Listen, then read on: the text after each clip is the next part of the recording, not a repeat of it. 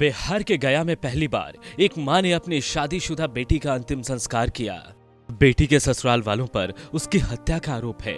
गया की रहने वाली सावित्री देवी ने अपनी बेटी सपना की शादी 6 साल पहले की थी, लेकिन बीते 2 सालों से बेटी और दामाद में अनबन चल रही थी।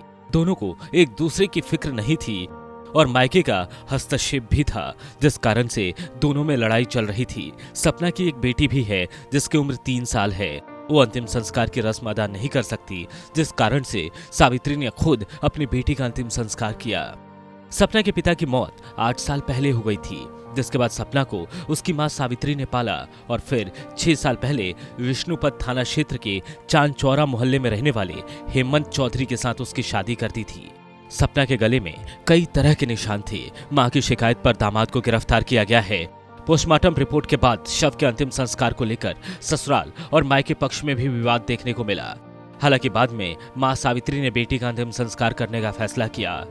इस दौरान पंडितों ने कहा कि आप अपनी बेटी का अंतिम संस्कार अपने दूसरे बच्चों से करवा दो, लेकिन सावित्री ने कहा कि वो अपनी बेटी का अंतिम संस्कार खुद करेगी। सावित्री ने अपनी बेटी की हत्या का आरोप अपने दामाद पर लगाया है, जिसके बाद उसे अरेस्ट कर लिया गया है। फिलहाल पुलिस आरोपी से मामले की पूछताछ कर रही है। वहीं सावित्री सपना की बेटी को भी अपने साथ लेकर आई है।